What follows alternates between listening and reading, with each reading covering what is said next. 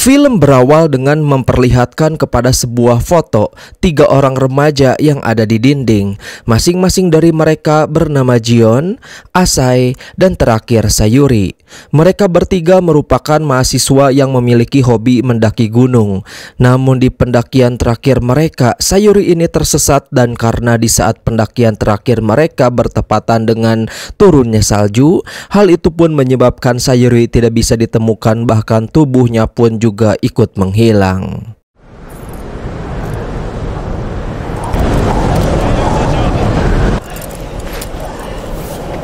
16 tahun berlalu, kemudian kita diperlihatkan kepada Jion dan Asai yang masih menggeluti hobi mereka sebagai pendaki gunung. Namun di sini mereka kembali terjebak di tengah badai salju, bahkan kaki Jion terluka akibat terjatuh. Lalu Jion yang sudah menyerah karena kakinya yang terluka, dia pun mengungkapkan sebuah rahasia yang dia simpan selama ini kepada Asai. Jion mengaku jika dialah orang yang telah membunuh Sayuri.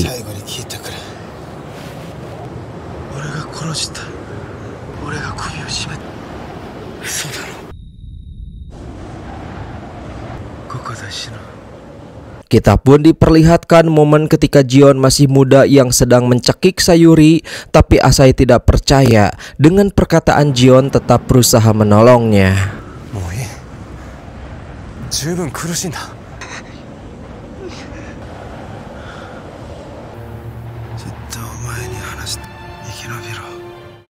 Sehingga pada akhirnya Asai berhasil membawa Jion ke sebuah gubuk yang telah disiapkan untuk para pendaki gunung.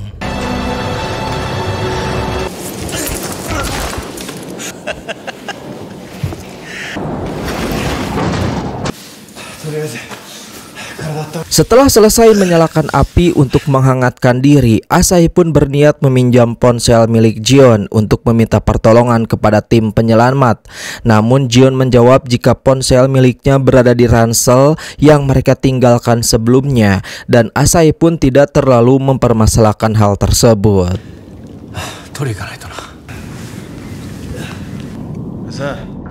Lalu ketika berada di dapur, tiba-tiba si Asai ini muntah dikarenakan dia mengalami penyakit ketinggian. Bagi kalian yang biasa mendaki pasti udah tahulah ya.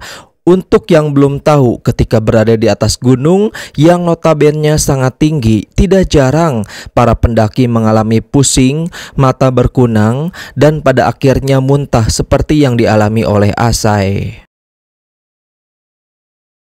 Ketika Jion melihat itu, Asai beralasan jika dirinya sedang mencari makanan. Lalu di saat Asai sedang mencari pisau untuk membuat sup, tanpa sengaja dia melihat tetesan yang dia duga itu adalah tetesan darah. Dia pun ingin memberitahu tetesan darah tersebut kepada Jion. Tapi tanpa sengaja dia melihat Jion yang sedang menghubungi tim penyelamat. Padahal sebelumnya Jion berkata jika ponselnya tertinggal di dalam ransel. Dan di dalam telepon itu tanpa alasan yang jelas, Jion berkata jika hanya ada satu orang yang berada di dalam gubuk tersebut. Di sini Asai menduga jika Jion berniat ingin membunuhnya di gubuk tersebut karena mungkin Jion menyesal telah membongkar rahasia tentang dirinya yang telah membunuh Sayuri. Untuk menjawab kecurigaannya, Asai pun bertanya kepada Jion kenapa dia berkata kepada tim penyelamat kalau cuman ada satu orang yang selamat di dalam gubuk tersebut, padahal di sana mereka sedang ada berdua. Jion pun menjawab maksud dari satu orang itu adalah hanya ada satu orang yang terluka di dalam gubuk ini. Seakan belum puas dengan jawaban Jion, kemudian Asai meminjam ponsel milik Jion untuk memberikan kabar kepada keluarganya di rumah. Namun Jion menolak meminjamkan dengan alasan baterainya sudah habis. Kecurigaan Asai semakin menjadi-jadi.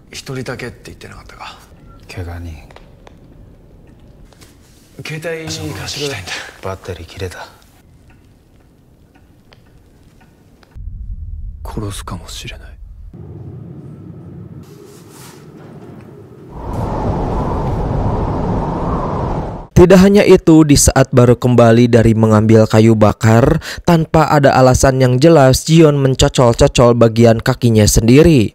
Ketika ditanya kenapa Jion melakukan hal itu, Jion pun menjawab tidak tahu.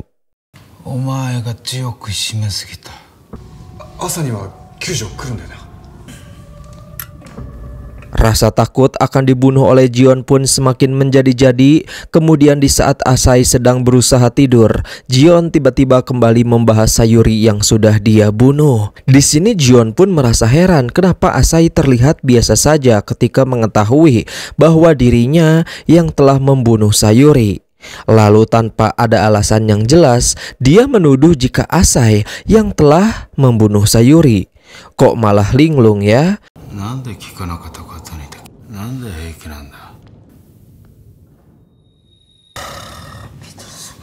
Dan Jion pun akhirnya mulai bangkit.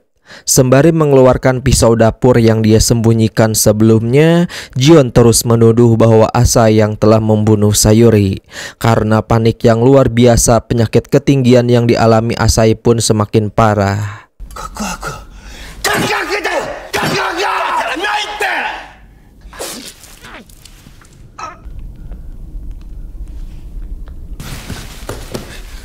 Asai pun berusaha membujuk Jion agar dia tidak membunuhnya.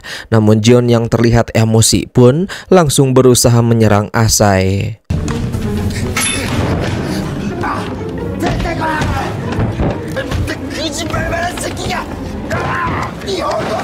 Jion yang tidak kehabisan akal berusaha merusak pintu itu menggunakan skop. Dia juga berkata dengan matinya Asai, maka tidak akan ada yang tahu tentang kematian Sayuri.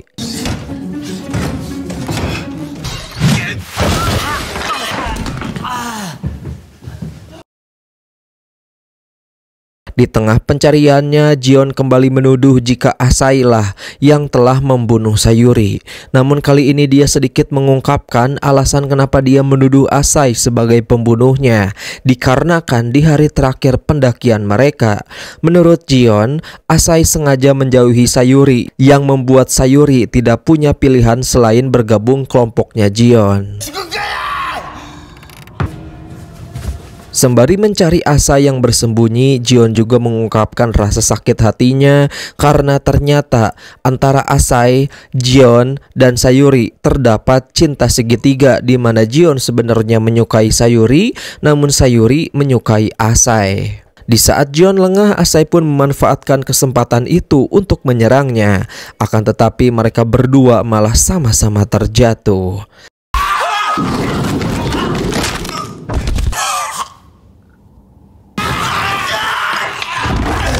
Asai yang lebih dulu bangkit lalu berusaha menggapai pisau yang terjatuh, namun usahanya langsung digagalkan oleh Jion dengan mudah.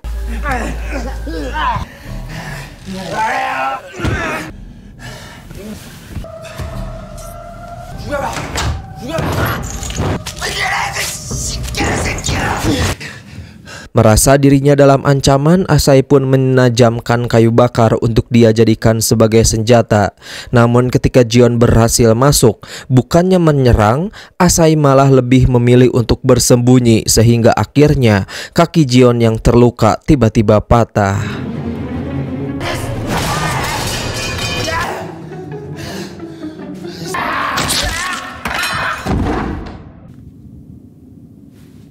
Sembari rebahan, Jion kembali mengungkapkan isi hatinya kepada Asai. Dari sini akhirnya fakta mengejutkan pun terungkap, di mana dia berkata ketika pendakian terakhir ternyata Sayuri ini sedang hamil anaknya si Asai. Dan Jion juga tahu jika Asai tidak menginginkan kehamilan tersebut. Hal itu terlihat karena si Asai terus berusaha menghindar dari Sayuri.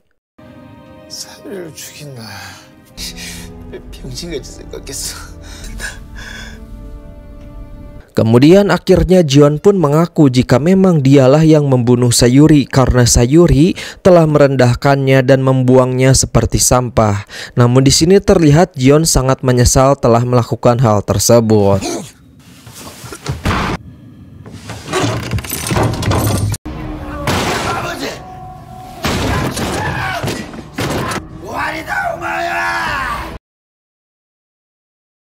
Tidak lama kemudian tim penyelamat akhirnya datang ke situ dan terlihat Jion sudah terduduk lemas di samping pintu.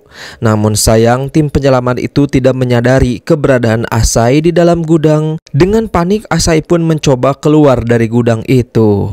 Namun ketika sudah berhasil keluar, penglihatannya malah menjadi sangat kabur. Di saat penglihatannya kembali normal, ternyata orang yang berada di depannya bukanlah tim penyelamat, melainkan sosok Jion yang sudah cosplay jadi tim penyelamat. Jion membunuh semua tim penyelamat karena dia tidak mau perbuatan bejatnya terbongkar.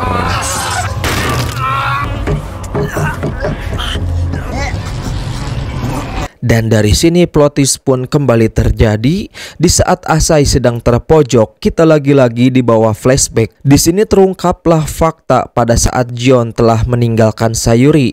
Ternyata pada saat itu Asai melihat apa yang sedang dilakukan oleh Jion. Seharusnya saat itu nyawa Sayuri masih bisa ditolong karena Asai sempat melihat Sayuri yang kembali bernapas. Tapi tanpa diduga si Asai ini malah ikut mencekik Sayuri sampai dia benar-benar tewas. Kemungkinan dia melakukan hal itu ya karena kehamilan tadi.